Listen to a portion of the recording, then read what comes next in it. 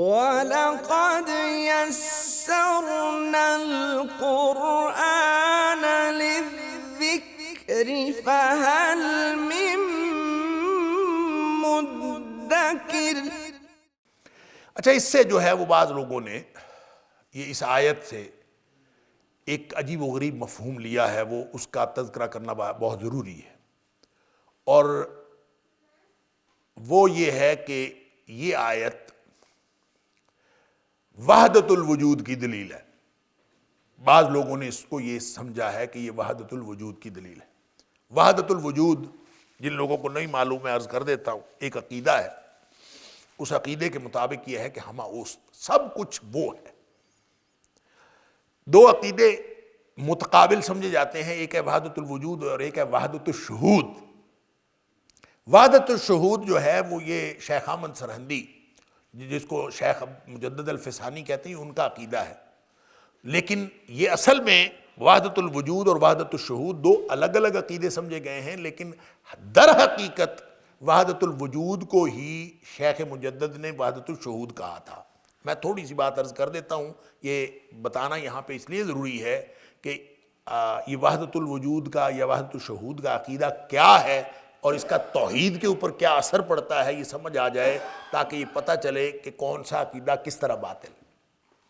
دیکھیں، وحدت الوجود کا مطلب ہے ساری کائنات ایک ہی وجود ہے۔ یہ کہاں، یہ ایک ہی وجود اس اعتبار سے کہ اللہ کی ذات اور کائنات کی باقی چیزیں یہ سب مل کے ایک وجود ہے، اور اللہ کی ذات سے کائنات جدا نہیں ہے۔ اور جیسے سورج کے ساتھ کرنیں ہوتی ہیں، جیسے سورج کی روشنی ہوتی ہے، تو جیسے روشنی کو اور اس کی کرنوں کو سورج سے جدا نہیں کیا جا سکتا، اسی طرح کائنات کی جو اشیاء ہیں ان کو اللہ تعالیٰ کی ذات سے جدا نہیں کیا جا سکتا، جدا نہیں کہا جا سکتا، اور جو ان کا جو فنا ہونا ہے، یہ دنیا کا جو ختم ہونا ہے، دراصل فنا فی الذات ہونا ہے، اور یہ واپس اللہ کی ذات کے ساتھ مل جانا ہے، تو جو یعنی اتصال اللہ ہے۔ تو اسی لیے لوگ جو یہ لفظ بولتے ہیں وصال فرما گئے، وہاں فلاں آدمی، وہ یہ نہیں کہتے انتقال کرے، وہ کہتے ہیں وصال کر گئے۔ وصال کا مطلب یہ ہے کہ پہلے دنیا میں تھے، اب اللہ کی ذات کے ساتھ وصال کر گئے، کہ کوئی چیز اللہ تعالیٰ کی ذات کے ساتھ مل گئی ہے جا کے، ایسی کوئی چیز۔ یہ وحدت الوجود کا عقیدہ ہے۔ وحدت الوجود کا عقیدہ یہ کہ چیزیں جتنی دور ہوتی ہیں اللہ تعالیٰ کی ذات سے وہ تڑپ رہی ہوتی ہیں، اور ان کی اصل چیز، اصل حقیقت یہ ہوتی ہے کہ اللہ تعالیٰ کی ذات کے ساتھ مل جائے، اور وحدت الوجود سارے وجود کی وحدت۔ یہ نظریہ آیا کہاں سے؟ ایک لمبی تفصیل۔ یہ جو یونانیوں نے، جب یہ ارسطو کے بعد یونانیوں کے فلسفے کے ساتھ مذہب کا ایک جوڑ لگا ہے، اور مذہب کو جوڑ کے مذہب اور فلسفے کے ذریعے سے جتنی مذہبی تحریکیں نکلی ہیں، ان تحریکوں میں ایک ہے نیو پلیٹونزم، جس کو نو فلاطونیت کہتے ہیں۔ وہ بھی مذہب اور اس کو ملایا ہوا تھا۔ اس کے اندر جو عقیدے تھے، کہنے کی بات یہ ہے، اس کی تفصیل الگ ہے، اور اس میں فلاطینوس نے کیا کہا تھا، اور پھر یعنی جو تصوریت تھی افلاطون کی، اس کو مذہب کے ساتھ ملا کے تو بعض مذہبی عقائد جو ہیں وہ ترتیب دیے گئے تھے، اور ان کو گھڑا گیا تھا۔ اس کو فلسفہ یونان کا دور انحطاط کہتے ہیں۔ اس دور انحطاط میں بہت سارے نظریات گھڑے گئے تھے، مذہبی نظریات، اور ان میں سے ایک نظریہ یہ تھا کہ اللہ تعالیٰ کی ذات جو ہے اس سے کرنیں جیسے نکل رہی ہوں، اور ان کرنوں سے پھر یہ اللہ تعالیٰ کی ذات کو، اس کی وحدت کو ہر چیز سے بچانے کا ایک ہی طریقہ ہے کہ ساری کائنات کو ایک ہی قرار دیا جائے، ہر طرح کا وجود جو ہے وہ واحد وجود ہے، یہ ساری کائنات اصل میں ایک وجود۔ اس ایک ہونے کو، اس کو پھر بہت سارے جو مسلمان فلسفہ ہیں انہوں نے بھی اس کو تسلیم کیا ہے، اور ابن العربی کا نام آپ نے بہت سنا ہوگا۔ ابن العربی دو ہیں، ایک ابن العربی بہت بڑے مفسر اور فقیہ تھے، اور ایک ابن العربی جو ہیں وہ فلسفی اور یعنی صوفی تھے۔ وہ ابن العربی وحدت الوجود کا قائل تھا۔ اچھا، بعد میں شیخ مجدد الفسانی رحمۃ اللہ علیہ جو ہیں، انہوں نے وحدت الوجود کا جواب، اس میں پھر لوگوں نے اعتراض، جب کوئی نظریہ آتا ہے تو اعتراضات ہوتے ہیں، قرآن و سنت سے دلائل دیے جاتے ہیں، باتیں کی جاتی ہیں، اللہ تعالیٰ کی توحید کا تحفظ کیا جاتا ہے، یہ اچھے اور برے نظریات کا تقابل جو ہے ہمیشہ جاری رہتا ہے، لیکن شیخ مجدد الفسانی رحمۃ اللہ علیہ نے یہ کیا کہ انہوں نے وحدت الوجود کے نظریے کا جواب تصوف ہی کی زبان میں دیا۔ انہوں نے تصوف ہی کی زبان میں اس کو جواب دیا ہے۔ انہوں نے یہ کہا کہ یہ جن کو وجود کی وحدت نظر آئی ہے نا، اچھا یہ پھر صوفیاء پتہ کیا کرتے تھے؟ صوفیاء کہا کرتے تھے کہ میں اور وہ وجود یعنی اللہ کی ذات ہم ایک ہیں، لہٰذا وہ جو منصور نے کہا تھا انا الحق، میں ہی حق ہوں، تو وہ میں ہی حق ہوں کیوں کہا تھا؟ کہ اس کو اللہ کی ذات جو ہے اس میں اپنے آپ کو وہ مدغم کر کے تو وہ انا الحق کہتا تھا۔ بایزید بستامی کے بارے میں کہا جاتا ہے کہ وہ کہا کرتے تھے سبحانی ما اعظم شانی، میں پاک ہوں، میرا معاملہ کتنا بلند ہے، گویا وہ اپنے آپ کو اللہ تعالیٰ کی ذات کے ساتھ متصل سمجھتے تھے۔ تو شیخ مجدد کہتے ہیں کہ یہ جتنے صوفی تھے یہ سلوک کی منزلوں میں یہ پہلی منزل کے راہی تھے۔ پہلی منزل پہ جب آدمی جاتا ہے، سلوک کی منزلیں طے کرتا ہے، تو پہلی منزل پہ ان کو ایک روشنی نظر آتی ہے، اور جب وہ روشنی نظر آتی ہے تو ان کی آنکھیں چندھیا گئی ہیں، وہ روشنی دیکھ کر ان کو آنکھیں چندھیا گئی، اور یہ پہلی منزل کے راہی تھے۔ کیسے؟ جیسے آپ یہ روشنی ہے، اس روشنی کی طرف، یہ کوئی بلب ہے، اس کی طرف آپ دیکھتے جائیں ذرا، تھوڑی دیر دیکھتے رہے روشنی کی طرف، تو پھر اس کی طرف اس کے بعد آپ ارد گرد دیکھیں گے نا، جتنی تیز روشنی ہوگی اس کے حساب سے جو ہی آپ روشنی کو دیکھنے کے بعد دوسری طرف دیکھیں گے تو پھر آپ کو ہر طرف وہی روشنی نظر آئے گی۔ اب تھوڑی دیر بلب کی طرف دیکھ لیں اور پھر آپ دوسری طرف دیکھیں گے، آپ کو وہی بلب نظر آئے گا۔ تو جو سلوک کی منزلیں طے کرتے ہیں صوفیاء، جب وہ پہلی منزل پہ پہنچتے ہیں، بقول شیخ مجدد کی بات کر رہا ہوں، تو انہوں نے کہا کہ پہلی منزل پہ پہنچے ہیں تو اللہ کے نور کی جو روشنی تھی وہ جب ان کو پڑی تو ان کی آنکھیں چندھیا گئیں۔ اس کے بعد انہوں نے جب ادھر ادھر دیکھا ہے تو ان کو ہر طرف وہی روشنی نظر آئی، حتیٰ کہ جب انہوں نے اپنے آپ کی طرف دیکھا تو ان کو وہی روشنی نظر آئی۔ جب ہر طرف وہی روشنی نظر آئی ہے تو انہوں نے وجود کی وحدت کو اپنا نظریہ بنا لیا کہ ہر طرف ایک ہی وجود ہے، میں بھی وہی وجود ہوں، کائنات بھی وہی وجود ہے، ساری کائنات، اللہ کی ذات بھی وہی وجود ہے، تو یہ وحدت الوجود کے قائل ہو گئے۔ اصل میں یہ وحدت الوجود نہیں تھا، یعنی یہ شیخ مجدد کہہ رہے ہیں، میں ان کی بات بتا رہا ہوں، وہ کہتے ہیں اصل میں یہ وجود کی وحدت نہیں تھی، یہ شہود کی وحدت تھی۔ ان کو وحدت نظر آئی ہے، اصل میں وحدت نہیں تھی، یہ وحدت نظر آنے والی وحدت ہے۔ اگر یہ اس سے اگلی منزل پہ جاتے، اگر یہ سلوک کی منزل اگلی طے کر لیتے تو ان کو سمجھ آتی کہ کائنات میں وحدت نہیں ہے، سنویت ہے۔ سنویت کس چیز کی؟ خالق اور مخلوق کی۔ کائنات میں دو ہی اینٹیٹیز ہیں، ایک خالق ہے، باقی ساری کائنات مخلوق ہے۔ لہٰذا اگرچہ پیدا کرنے والا وہ اکیلا ہے، لیکن جو پیدا ہوئی ہے وہ مخلوق ہے، اور جو پیدا کرنے والا ہے وہ خالق ہے۔ لہٰذا یہ دو الگ الگ ہیں۔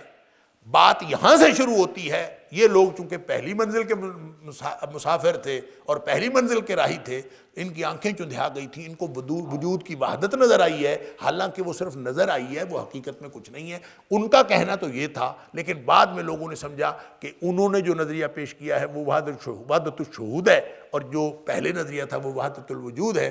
لہٰذا اس کے بعد لوگوں نے وحدت الوجود اور وحدت الشہود کو الگ الگ دو نظریات سمجھ لیا کہ وحدت الوجود کا مطلب ہے ہمہ اوست، سب کچھ وہ ہے، اور وحدت الشہود کا مطلب ہے ہمہ از اوست، ہر چیز اسی سے ہے، ہر چیز وہ ہے اور ہر چیز اسی سے ہے۔ یہ دو متقابل نظریات بن گئے۔ لیکن بہرحال جو وحدت الشہود کا نظریہ ہے وہ ہے تو اصل میں وحدت الوجود کی وضاحت جو شیخ مجدد کی طرف سے آئی، لیکن بعد میں اس کو دو الگ الگ نظریات، یہ لہذا وحدت الوجود تو اللہ تعالیٰ کی ذات کی اور اس کے صفات کی خلاف ہے کہ اللہ تعالیٰ کی ذات کے ساتھ باقی کائنات کو اور مخلوق کو اللہ کی ذات کے ساتھ متصل مانا جائے۔ اس سے بڑا غلط عقیدہ کیا ہو سکتا ہے؟ لہٰذا جو لوگ وحدت الوجود کے قائل رہے ماضی میں مسلمانوں میں سے، ان میں سے بعض لوگوں نے اس آیت کو، یہ جو 3 نمبر آیت ہے سورہ حدید کی، اس آیت کو بعض لوگوں نے وحدت الوجود کی بنیاد قرار دیا، اور یہ بہت بڑی گمراہی ہے۔ یہ کوئی بھی کہے، میں کہوں یا کوئی اور کہے، یہ بہت بڑی گمراہی ہے کہ کوئی شخص اس کو، اصل میں جو وحدت الوجود کا نقطہ نظر پیش کرنے والے ہیں متقدمین، جو لوگ، یعنی میں نے عرض کیا کہ اس کا اوریجن تو ہمیں فلسفہ یونان میں ملتا ہے اور فلسفہ یونان کے دور انحطاط میں ملتا ہے، لیکن اگر جب ہم اس کو مسلمانوں میں دیکھتے ہیں تو مسلمان، جن متقدمین مسلمان مفسرین نے یا مسلمان صوفیاء نے جنہوں نے وحدت الوجود کو تسلیم بھی کیا ہے، ان میں سے بھی کسی نے یہ نہیں کہا کہ یہ آیت، متقدمین کی بات کر رہا ہوں، متقدمین صوفیاء میں سے کسی نے یہ نہیں کہا کہ یہ آیت جو ہے وحدت الوجود کی دلیل ہے یا وحدت الوجود کی بنیاد ہے، کسی نے نہیں کہا۔ اس آیت سے کبھی کسی نے وحدت الوجود نکالا ہی نہیں، اور نکلتا بھی نہیں، کیونکہ نکلتا نہیں لہذا کسی نے نکالا نہیں، اس کا تو اوریجن ہی اور ہے۔ لہذا چونکہ ہمارے مسلمانوں کے بعض مکاتب فکر کو اور بعض لوگوں کو یہ لت پڑی ہوئی ہے، یہ عادت پڑی ہوئی ہے، اور یہ مزاج بنا ہوا ہے کہ وہ پہلے نظریہ ترتیب دیتے ہیں، بعد میں قرآن و سنت سے اس کے دلائل اخذ کرتے ہیں۔ پہلے نظریہ ترتیب دیا، اس کے بعد قرآن و سنت سے اس کے دلائل اخذ کرنے کی کوشش کی، اور اس لیے بعض لوگوں نے وہ پھر اس طرف چلے گئے، انہوں نے کہا کہ قرآن کی یہ تو آیت بڑی دلیل ہے، بلکہ بعض نے کہا یہ نص قطعی ہے وحدت الوجود کے لیے، انا للہ و انا الیہ راجعون۔ اس قدر باطل نظریہ جو کتاب و سنت کے خلاف ہے، اس نظریے کی دلیل قرآن و سنت کی کوئی آیت کیسے ہو سکتی ہے؟ لہٰذا کسی بھی متقدمین صوفیوں میں سے، متقدمین مفسرین میں سے کسی نے اس کو وحدت الوجود کی بنیاد قرار نہیں دیا جائے، لیکن بعض مؤخرین جو ہیں اور دور حاضر کے بعض لوگوں نے اس کو اس کی بنیاد بنانے کی کوشش کی ہے، حالانکہ یہ بالکل غلط ہے۔ میں نے یہ ساری بات اس لیے بتائی کہ بعض لوگ اول آخر ظاہر باطن، کہ ہر طرف اگر اللہ ہی ہے، پہلے بھی اللہ، بعد میں بھی اللہ، ظاہر بھی اللہ، باطن بھی اللہ، تو پھر اس کا مطلب ہے ہر طرف اللہ ہی اللہ۔ او بھائی، اللہ تعالیٰ کی ذات کو سمجھو، وہ خالق ہے، اور جو بھی آپ اس کائنات کی جتنی مرضی تشریح کر لو، خالق اور مخلوق کی دوئی کو آپ ایک نہیں کر سکتے، اس کو وحدت نہیں قرار دے سکتے۔ خالق الگ ہے اور مخلوق الگ ہے، اور خالق ایک ہے، باقی ساری کائنات مخلوق ہے۔ یہی تو عقیدہ، یہی تو اصل بات ہے جو سمجھنے کی، یہی بات تو ان کی سمجھ میں نہیں آتی تھی۔ لہٰذا اگر کوئی بھی شخص کسی بھی چیز کو بنیاد بنا کر اللہ کی ذات کے ساتھ مخلوق کو منسلک کرے، وہ عقیدہ کبھی بھی درست نہیں ہو سکتا، وہ غلط ہی ہوگا، کیونکہ خالق الگ ہے، مخلوق الگ ہے، اور خالق اور مخلوق جڑے ہوئے نہیں ہو سکتے۔ وَلَقَدْ يَسَّرْنَا الْقُرْآنَ لِلذِّكْرِ فَهَلْ مِن مُّدَّكِرٍ وَلَقَدْ يَسَّرْنَا الْقُرْآنَ لِلذِّكْرِ فَهَلْ مِن مُّدَّكِرٍ۔ تو خالق الگ ہوگا تو مخلوق کو پیدا کرے گا نا، اور خالق اور مخلوق جڑے ہوئے ہیں تو پھر مخلوق ہونے کا تو مطلب ہی کوئی نہیں، پھر خالق ہونے کا بھی مطلب کوئی نہیں۔ خالق کس چیز کا خالق؟ جو اس کی ذات کے اندر چیز شامل ہے اس کا خالق نہیں۔ خالق کی ذات الگ ہے، اور هو الاول هو الآخر، اس کا جو معنی میں نے بتا دیا کہ سب سے پہلے وہی تھا، اس سے پہلے کوئی اور نہیں، اور حدیث کے اندر اس کی تشریح آ گئی۔ اس آیت کی درست تشریح وہی مسلم شریف کی جو دعا میں نے آپ کو بتائی، جو نبی پاک صلی اللہ علیہ وسلم نے سکھائی، سوتے وقت آپ بستر پہ لیٹتے وقت عام طور پر پڑھتے تھے، تو وہ دعا کسی اور موقع بھی پڑھی جا سکتی ہے، لیکن وہ دعا تشریح ہے اس آیت نمبر 3 کی، نہ کہ یہ وحدت الوجود کی دلیل ہے آیت نمبر 3۔ آیت نمبر 3 کی تشریح کون سی ہوگی؟ جو اس آیت کو نبی کریم صلی اللہ علیہ وسلم نے سمجھا، اور جو اس آیت کا مفہوم نبی کریم صلی اللہ علیہ وسلم نے سمجھایا، وہی اس آیت کا مفہوم ہوگا، اور بس اس سے آگے ہماری زبانیں بند ہو جانی چاہیے، اس سے آگے ہمیں چپ خاموشی اختیار کرنی۔ اور اگر ہم باطل نظریات کو اس طرح کے قرآنی مفاہیم سے اخذ کرنے کی روش جاری رکھیں گے تو اصل میں نے عرض کیا کہ ہمیں لت یہ پڑی ہوئی ہے، ہمیں عادت یہ پڑی ہوئی ہے کہ نظریہ پہلے بناتے ہیں، پھر اس کی دلیلیں تلاش کرنے کی کوشش کرتے ہیں کتاب و سنت سے، اور پھر ہمیں دلائل مل جاتے ہیں۔ اور یہ بات میں نے شروع میں جو پہلا لیکچر عرض کیا تھا، اگر آپ میں سے کوئی اس میں شامل موجود ہوں یا آپ نے یوٹیوب سے سنا ہو وہ لیکچر، تو میں نے اس میں عرض کیا تھا کہ کتاب و سنت کی تفہیم کے لیے ایک خصوصیت کی بڑی ضرورت ہے، اور وہ ہے فکری تجرد، فکری طور پر خالی الذہن ہونا، کہ اپنے جو سابقہ نظریات ہیں ان کو ساتھ لے کے کتاب و سنت کو کوئی شخص سمجھنے کی کوشش کرے تو اس کو کتاب و سنت سے سمجھ نہیں آتی، بلکہ اپنے اس سابقہ فکر کی دلیلیں ملتی ہیں۔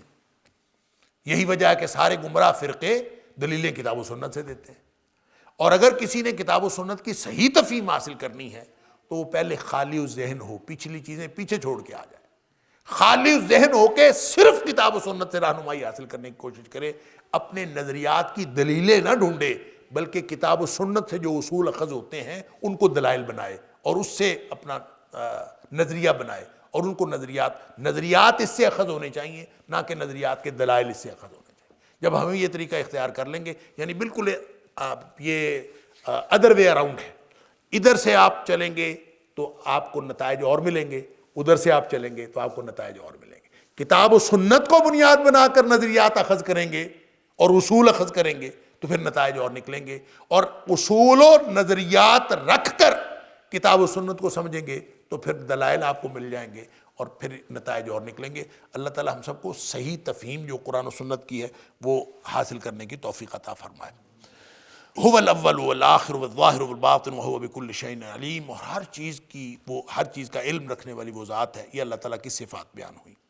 هو الذی خلق السماوات والارض، وہ خالق ہے، اس نے ساری کائنات کو پیدا کیا، تو پیدا کرنے والا اور پیدا ہونے والا ایک کیسے ہو گئے؟ هو الذی، وہی ذات خلق السماوات والارض، جس نے زمین و آسمان کو پیدا کیا ہے۔ تو جس کو پیدا کیا ہے اور جو یعنی پیدا کرنے والا ہے اور پیدا ہونے والا ہے، یہ دونوں برابر ہو سکتے ہیں؟ افمن یخلق کمن لا یخلق، پیدا کرنے والا اور نہ پیدا کرنے والا کیا برابر ہو سکتے ہیں؟ وَهُمْ يُخْلَقُونَ، وہ مخلوق بھی ہیں، تو گویا مخلوق اور خالق برابر ہو سکتے ہیں۔ هو الذی خلق السماوات، اس لیے یہ اس طرح کا کوئی نظریہ جو ہے ایسے خواہ مخواہ مختلف بنیادوں کو اور ساتھ شامل کر کے اور اس کو کتاب و سنت کے ساتھ جوڑنے کی کوشش کرنا، یہ درست نہیں۔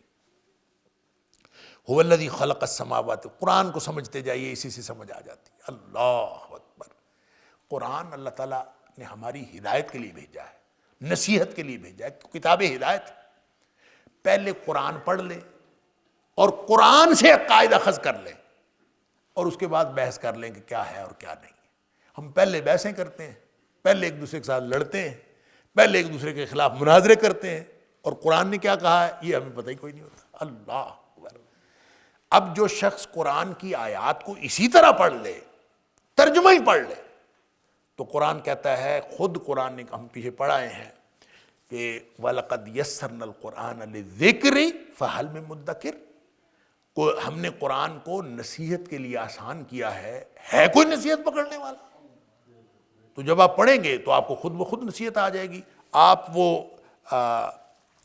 کسی پہلے مکتب فکر کے ماننے والے بن جائیں قرآن پڑھنے کے بعد، یا دوسرے مکتب فکر کے بن جائیں، یا تیسرے مکتب فکر کے، کم از کم قرآن کو آپ جب اس نیت سے پڑھیں گے، اپنے باقی گزشتہ جو خیالات ہیں وہ پیچھے چھوڑ کر صرف اس لیے قرآن کو پڑھیں کہ ہم کتاب و سنت سے صحیح رہنمائی حاصل کرنا چاہتے ہیں۔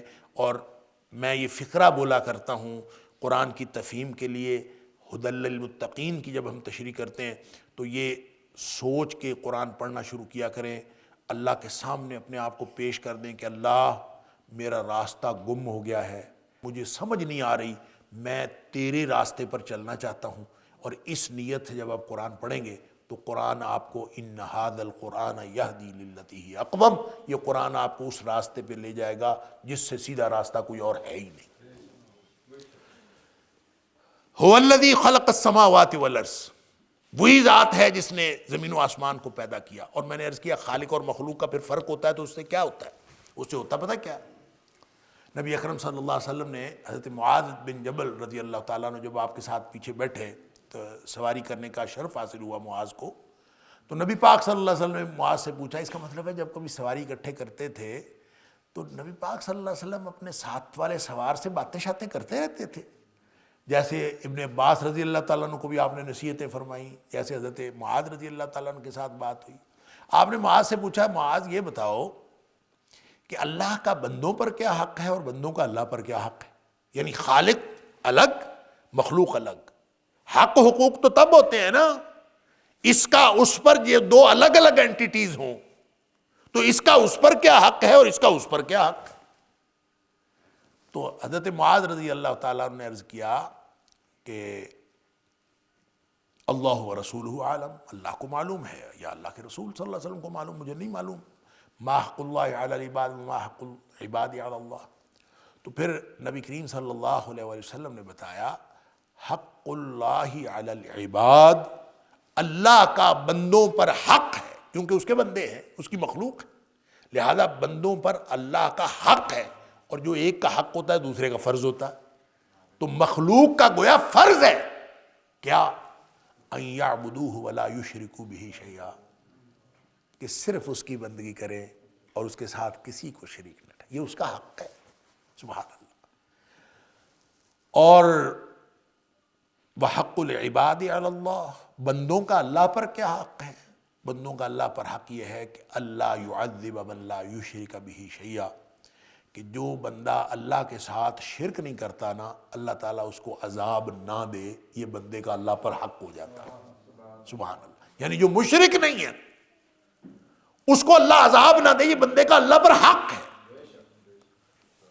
تو اللہ تعالیٰ جو شرک کے جتنے بھی امکانات ہیں، یہ گویا اتنی خطرناک چیز ہے، اگر یہ جڑ گئی نا کہیں ساتھ تو بندہ کہیں کا نہیں رہا. اور اگر شرک نہیں کرتا تو جتنی بھی غلطیاں ہیں، جتنے بھی گناہ ہیں، سارے معاف ہونے کے امکانات ہیں.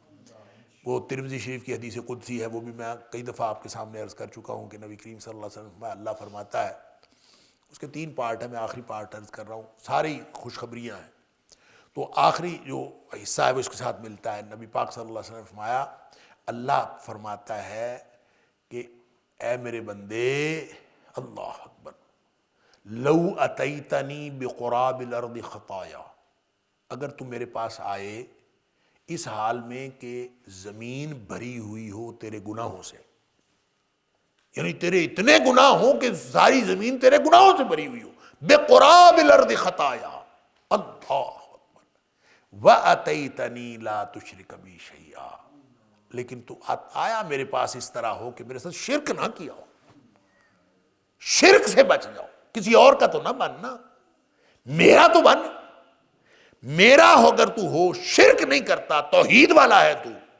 لو اتیتنی بقراب الارض خطایا، اگر تو زمین بھری ہوئی گناہ اور خطائیں لے کر آ جائے، واتیتنی لا تشرک بی شیئا، اور میرے ساتھ کوئی شریک نہیں ٹھہرایا، کسی کو شرک نہیں تو کرتا تھا، اس حال میں آیا تو فرمایا غفرت لک، میں تیری مغفرت کر دوں گا، ولا ابالی، مجھے کوئی پرواہ نہیں، سارے گناہ معاف ہو جائیں گے اگر انسان شرک نہیں کرتا. اس لیے نبی اکرم صلی اللہ علیہ وآلہ وسلم نے یہ دعا بھی سکھائی، یہ دعا بھی کرتے رہیں. شرک سے بچنا بھی ہے، ساتھ یہ دعا بھی کرنی ہے، اللہ مجھے ایسے شرک سے بھی بچا جس کا مجھے پتہ نہ ہو، اور ایسے شرک سے بھی بچا جس کا مجھے پتہ ہو. اللہم انی اعوذ بک ان اشرک بک شیئا اعلمہ واستغفرک لما لا اعلمہ. اللہ میں تیری پناہ میں آتا ہوں ایسے شرک سے جس کا مجھے پتہ ہو. میں کوئی ایسا شرک کروں، دانستہ میں شرک کروں، میں تیری پناہ میں آتا ہوں. اور کوئی ایسا شرک مجھ سے ہو جائے جو مجھے پتہ نہیں ہے تو یا اللہ وہ مجھے معاف کر دینا. واستغفرک، اور اللہ میں تیری معافی مانگتا ہوں. تو لہٰذا دعا بھی کرتے رہنا چاہیے اور اس سے بچنے، یہی اصل چیز ہے. یہ ساری صفات جو صفات باری تعالیٰ اللہ تعالیٰ نے بیان کی ہیں، ان سب کا یہی مفہوم ہے. وَلَقَدْ يَسَّرْنَا الْقُرْآنَ لِلذِّكْرِ فَهَلْ مِن مُّدَّكِرٍ وَلَقَدْ يَسَّرْنَا الْقُرْآنَ لِلذِّكْرِ فَهَلْ مِن مُّدَّكِرٍ هو الذی خلق السماوات والارض، دیکھیں نا ترتیب دیکھیں کہاں سے شروع ہوا، پھر اول آخر ظاہر باطن بکل شیء علیم، اور پھر هو الذی خلق السماوات والارض، اسی نے زمین و آسمان کو پیدا کیا، فی ستۃ ایام، 6 دنوں میں۔ یہ 6 دنوں میں پیدا کیا، ویسے تو وہ کن کہہ کے ہر چیز پیدا کر سکتا ہے، تو وہ ارادہ ہی کرے تو چیز پیدا ہو جاتی ہے، اس کو تو ایک لمحے کی ضرورت نہیں ہے پیدا کرنے کے لیے۔ 6 دنوں میں کیوں پیدا کیا، یہ اس پہ پوری تفصیل چونکہ پیچھے یہ آ چکا ہے کئی دفعہ، فی ستۃ ایام میں ہم نے اس کی بات کر لی، اور خاص طور پہ سورہ اعراف وغیرہ میں اور سورہ مائدہ میں، تو اس کی میں صرف ایک بات عرض کر دیتا ہوں، 6 دنوں میں پیدا کیا، وہ کون سے 6 دن تھے اللہ کو معلوم ہے، لیکن حدیث میں آتا ہے کہ جس دن اللہ تعالیٰ نے ابتدا کی وہ اتوار تھی، تو یوم الاحد، تو اس دن جو ہے وہ اتوار والے دن کام شروع ہوا اور جمعے والے دن کام مکمل ہو گیا، تو یہ صحیح حدیث کے مطابق۔ لیکن یہ دن کون سے تھے، یہ ہمارے والے دن تھے، یہی والے 6 دن تھے، واللہ عالم، ہمیں کچھ نہیں پتا۔ اس ترتیب کی کیا ضرورت ہے، اس تدریج کی کیا ضرورت ہے، اللہ تعالیٰ نے کن کہہ کے کیوں نہیں پیدا کیا، کیوں 6 دن لگائے، اور کون سے والے 6 دن، یہ ہو سکتا ہے وہ 6 دن بھی ہوں، جیسے قرآن نے کہا کہ ان یوما عند ربک کالف سنۃ مما تعدون، تمہاری گنتی کا 1000 سال ہوتا ہے تو اللہ کی گنتی کا 1 دن ہوتا ہے، تو ہو سکتا ہے یہ وہ والے دن، اللہ کے دن ہے نا، تو اللہ کے دن تو پھر وہی ہوں گے، تو اس کا مطلب ہے ہماری گنتی کا 1000 سال، اللہ کی گنتی کا 1 دن، تو یہ 6 دن اصل میں 6000 سال ہیں، تو 6000 سال میں اگر اللہ تعالیٰ نے کائنات کو پیدا کیا ہے، تو جو کن کہہ کے ایک لمحہ کیا لمحے کے بھی 100ویں 1000ویں حصے میں پیدا کر سکتا ہے، تو اس کو 6 دن بنانے کی کیا، 6 دنوں میں بنانے کی کیا ضرورت تھی؟ اس کے یہ وہ حکمتیں ہیں جس کی جو حکمت اللہ ہی جانے، ہمیں نہیں کچھ پتا اللہ نے کیوں کیا۔ بعض لوگوں نے اس سے یہ استدلال کیا ہے کہ تدریج جو ہے اللہ کی حکمتوں میں شامل ہے، اللہ کی حکمتوں میں شامل ہے کہ اللہ تعالیٰ ایک ہی دفعہ کوئی چیز نہیں کرتا، اللہ تعالیٰ نے اپنی حکمت بالغہ کے تحت اس کو 6 دنوں میں پیدا کیا، تو 6 دنوں میں پیدا کرنا اس میں تدریج ہے، لہٰذا اس سے یہ بھی استدلال کیا ہے بعض لوگوں نے کہ ہمیں بھی ہر چیز میں تدریج رکھنی چاہیے، ایک دم سب کچھ کر گزرنا کسی بھی معاملے میں یہ طریقہ کار درست نہیں ہے، آہستہ آہستہ آگے بڑھنا چاہیے، اور اللہ تعالیٰ نے ہمیں یہ بات سکھائی، ہو سکتا ہے یہ ساری باتیں ٹھیک ہوں، لیکن 6 دن کون سے ہیں، وہ 1000 سال والے ہیں یا ہمارے گنتی والے دن ہیں، اللہ کی گنتی والے دن ہیں، کون سے ہیں، کیسے پیدا کیا، یہ ہمارے پاس ان چیزوں کا سوالوں کا جواب نہیں ہے، یہ اللہ تعالیٰ اپنی حکمتیں خود جانتا ہے، اس نے 6 دنوں میں پیدا۔ ثم استوى علی العرش، پھر وہ عرش پر مستوی ہوا، یہ 6 دفعہ قرآن میں آیا اور 1 دفعہ آیا علی العرش استوى، تو ٹوٹل 7 دفعہ قرآن میں استوا آیا، لیکن اللہ اپنے عرش پہ مستوی ہے۔ اللہ اکبر، یہ بھی ایک بہت بڑا جو ہے ایک سمجھنے کا اور عقیدے کا ایک بڑا اہم مقام ہے۔ علی العرش استوا، اللہ عرش پہ مستوی ہے، اس کے بارے میں کیا سمجھا جائے، اللہ عرش پہ مستوی، تو میں نے پہلے بھی عرض کیا تھا، یہ بات کئی دفعہ آ چکی کہ اللہ عرش پہ مستوی ہے، اللہ کا عرش کیا ہے، ہمیں کچھ نہیں پتا اللہ کا عرش کیا ہے، اللہ کا عرش کتنا بڑا ہے ہمیں کوئی نہیں پتا اللہ کا عرش کتنا ہے، تو عرش کائنات کے اندر شامل ہے یا کائنات سے باہر ہے، اس کا عرش ہے نا، تو وہ کائنات سے باہر ہے یا کائنات میں شامل ہے، یہ بھی اسی کو پتا ہے۔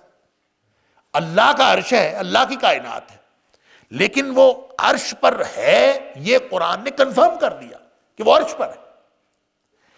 اچھا، اب وہ جو آگے ایک اور صفت اللہ تعالیٰ کی آ رہی ہے، وَهُوَ مَعَكُمْ أَيْنَمَا تَكُونُوا، تم جہاں کہیں بھی ہو اللہ تمہارے ساتھ ہوتا ہے، تو وہ عرش پر ہے، وہ ساتھ ہے، یہ بڑے ایک کنفیوزنگ کوسچن ہیں، کیا ہے اس کے بارے میں کوئی ایک آدمی کیا کنفیوز ہو، بڑے بڑے جو گروہ ہیں وہ اس سے کنفیوژن کا شکار ہوئے ہیں، اور بہت بڑے مختلف قسم کے عقائد جو ہے اس سے ترتیب پائے ہیں لوگوں کے درمیان، کہ اللہ تعالیٰ کو بعض لوگوں نے تو کہہ دیا اللہ تعالیٰ ہر جگہ حاضر ناظر ہے۔ اللہ تعالیٰ حاضر ناظر تو ہے، لیکن کیا وہ حاضر اس طرح سے ہے کہ جیسے ہم بیٹھے ہیں اور ہمارے ساتھ کوئی اور بیٹھا ہو، کیا ایسے؟ تو اللہ تعالیٰ کی معیت کا کیا مطلب ہے؟ جب ہم وہاں پہنچیں گے معاکم تو میں اس کی تفصیل بھی انشاءاللہ عرض کروں گا، لیکن یہاں صرف یہ سمجھ لیجئے استوا جو ہے اللہ عرش پہ ہے، کہاں ہے، کیسے ہے، بیٹھا ہے، کھڑا ہے، یہ ہم استوا کا معنی نہیں کر سکتے، اس کی جیسے شان ہے، بس ہم اس کا ترجمہ یہی کریں اللہ عرش پہ مستوی ہوا، بس مستوی ہونے کا مطلب ہوتا ہے برابر ہو جانا. تو اللہ عرش پہ برابر ہو گیا، اللہ پہ بیٹھ گیا، اللہ کھڑا ہو گیا. اللہ کا کھڑا ہونا کیسا ہے، اللہ کا عرش پہ استوا کیسا ہے، ہمیں کچھ نہیں پتا. لہٰذا یہ بغیر کسی تعویل کے اللہ کے عرش کو بھی ماننا چاہیے اور بغیر کسی تعویل کے استوا کو بھی ماننا چاہیے. یہ عقیدے کی بات ہے کہ ہم اس کی بغیر تعویل کے کہ اللہ کی ساری صفات جو ہیں ان کو بغیر تعویل کے ماننا چاہیے. لہٰذا یہی جو مقولہ ہے علماء کا کہ الاستواء معلوم، استوا معلوم ہے، اللہ نے قرآن میں بتا دیا استوا ہے. وَكَيْفِيَّتُهُ مجہول، ہمیں یہ نہیں پتا وہ کیسا ہے، وَالْكَيْفُ مجہول، کہ اس کی کیفیت ہمیں نہیں پتا، بس وہ مستوی ہے. کما ہوا شانہ، جیسے اس کی شان ہے وہ اس کے مطابق مستوی ہے. اللہ، مجھے یہ واقعہ جو ہے میں نے پہلے بھی شاید سنایا ہوگا. ایک قرآن کے مفسر تھے ہمارے دور حاضر کے، مولانا عبدہ الفلاح، جنہوں نے اشرف الحواشی کا حاشیہ لکھا ہے. ان کی تفسیر اشرف الحواشی ایک قرآن مجید ملتا ہے بازار سے، جس میں 2 ترجمے ہیں پرانے، ایک غالباً ڈپٹی نذیر احمد کا ہے اور ایک کسی اور کسی کا مجھے یاد نہیں ہے. تو اس کے ساتھ جو حاشیہ ہے وہ مولانا عبدہ الفلاح کا ہے. مفسر تھے، بہت شیخ الحدیث بھی تھے، اللہ تعالیٰ ان کی مغفرت فرمائے. انہوں نے مجھے یہ خود، جب وہ بیمار تھے تو میں ان سے ملنے کے لیے گیا اپنے چچا کے ساتھ، تو انہوں نے چچا کو ایک واقعہ سنایا، تو میں بھی پاس تھا اس وقت، میں نے خود بھی سنا. اچھا واقعہ بڑا عجیب ہے، اس کو کوئی اللہ والا ہی سمجھ سکتا ہے، میں تو اس وقت سمجھ نہیں پایا تھا. تو بعد میں جب قرآن پڑھا تو اس سمجھ آئی اس واقعے کی کہ وہ واقعہ کیا.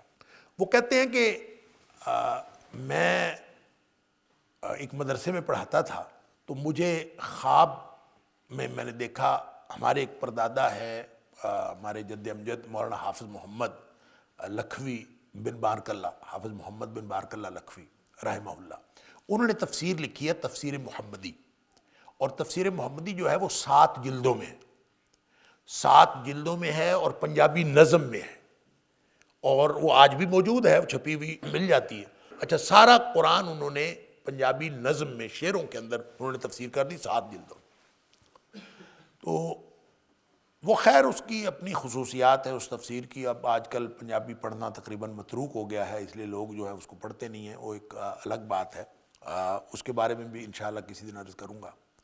لیکن وہ یہ کہتے ہیں کہ مجھے خواب میں مولانا حافظ محمد ملے، حافظ محمد خواب میں ملے. تو کہتے ہیں میں نے ان سے پوچھا کہ آپ کی تفسیر میں کیا خوبی ہے. کہتے ہیں خواب میں مجھے یہ مولانا عبد الفلاح فرما رہے ہیں کہ مجھے خواب میں حافظ محمد صاحب ملے، تو میں نے ان سے پوچھا کہ آپ کی تفسیر میں کیا خوبی ہے. تو وہ کہتے ہیں میری تفسیر میں 7 خوبیاں ہیں، بس. اس کے بعد کہتے ہیں میری آنکھ کھل گئی. تو کہتا ہے میں نے لوگوں سے پوچھنا شروع کیا کہ جو لوگ تفسیر محمدی پڑھتے تھے، یہ جانتے تھے، ان سے میں نے پوچھنا شروع کیا کہ کون سی 7 خوبیاں ہیں مجھے بتائیں. تو ہر کوئی جو ہے وہ گننا شروع کر دے، یہ ہوں گی. وہ کچھ نہیں سمجھ آئی کون سی خوبیاں، یہ خوبی. ظاہر ہے 7 بھی ہوں گی، 7 سے زیادہ بھی ہو سکتی ہیں، کم بھی ہو سکتی، 7 کیوں کہا. تو کہتا ہے میں بار بار پوچھتا تھا، کوئی سمجھ نہیں آتی تھی. تو اس دوران وہ کہتے ہیں کہ جو میرے دادا جی تھے، دادا جی محمد علی مدنی رحمہ اللہ، وہ مدینہ منورہ میں ہوتے تھے، تو ہر سال وہ پاکستان کا چکر لگاتے تھے. مولانا عبدہ الفلاح کہتے ہیں کہ وہ آئے مدینہ منورہ سے، تو وہ پاکستان آئے، تو میں نے ان سے پوچھا. میں نے کہا شیخ یہ مجھے خواب آیا تھا کہ مولانا حافظ محمد صاحب نے کہا کہ میری تفسیر میں 7 خوبیاں ہیں. تو وہ 7 خوبیاں کون سی ہیں؟ کہتے ہیں کہ مولانا محمد علی رحمہ اللہ نے کچھ نہیں سوچا، فوراً کہا، بغیر کسی توقف اور تردد کے. انہوں نے فوراً کہا کہ 7 دفعہ استواء علی العرش کا ذکر ہے قرآن میں، 7 دفعہ، اور 7 مقامات پر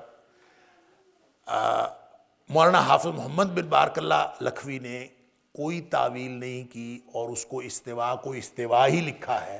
اور یہی اس تفسیر کی خوبی ہے کہ اس نے کوئی تعویل نہیں کی.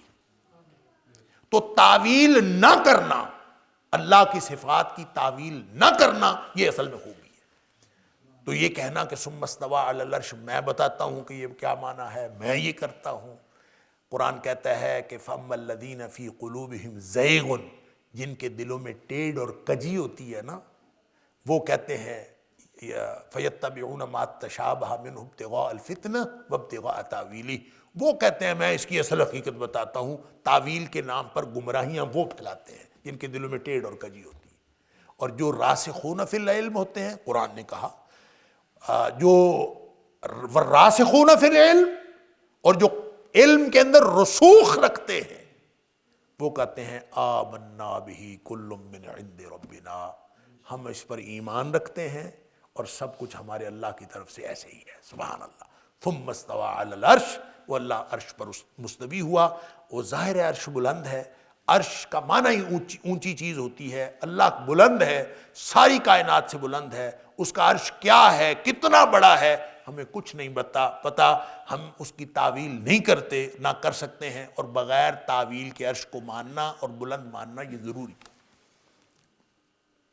ایک لونڈی کو معاویہ بن حکم غالباً صحابی کا نام ہے رضی اللہ تعالیٰ عنہ، ان کی کوئی لونڈی تھی، تو وہ کہتے ہیں کہ میں نے اس کو تھپڑ مار دیا۔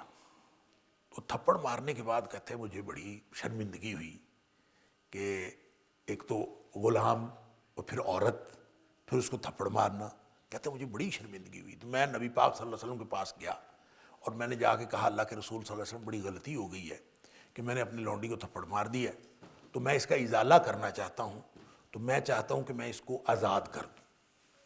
نبی پاک صلی اللہ علیہ وسلم نے فرمایا اس لونڈی کو میرے پاس لاؤ۔ وہ نبی کریم صلی اللہ علیہ وسلم کے پاس لے گئے۔ آپ صلی اللہ علیہ وسلم نے اس لونڈی سے پوچھا اللہ کہاں ہے؟ این اللہ، اللہ کہاں ہے؟ وہ کہتی فی السماء، اللہ اکبر، فی السماء۔ نبی پاک صلی اللہ علیہ وسلم نے فرمایا من انا، میں کون ہوں؟ وہ کہتی انت رسول اللہ صلی اللہ علیہ وسلم، آپ اللہ کے رسول ہیں۔ نبی کریم صلی اللہ علیہ وسلم نے فرمایا یہ مومنہ ہے، اس کو آزاد کر دو۔ اعتقھا وہی مومنہ، یہ مومن خاتون ہے، اس کو آزاد کر دو۔ آزاد کر دیا۔ اب اس کا مطلب یہ ہے کہ جو یہ عقیدہ رکھتا ہے کہ اللہ عرش پہ ہے اور آپ اللہ کے رسول صلی اللہ علیہ وسلم ہیں، یہ عقیدہ اہل ایمان کا عقیدہ ہے۔ لہٰذا اس میں اچھا وہ تفصیل کیا ہے اس کی، اور اس کے اندر کون سے دیگر نظریات ہیں، وہ میں نے عرض کیا کہ وَهُوَ مَعَكُمْ کے اوپر جب ہم پہنچیں گے تو میں انشاءاللہ اس میں عرض کر دوں گا کہ اس سے کیا کیا مسائل جنم لیتے ہیں۔ وقت ہو گیا انشاءاللہ اسی آیت سے اللہ کی توفیق اور اللہ کے حکم سے انشاءاللہ شروع کریں گے، بشرط زندگی اور بشرط توفیق الہی۔ وآخر دعوانا الحمدللہ رب العالمین۔ إن هذا القرآن يهدي للتي هي أقوم ويبشر المؤمنين الذين يعملون الصالحات أن لهم أجرا كبيرا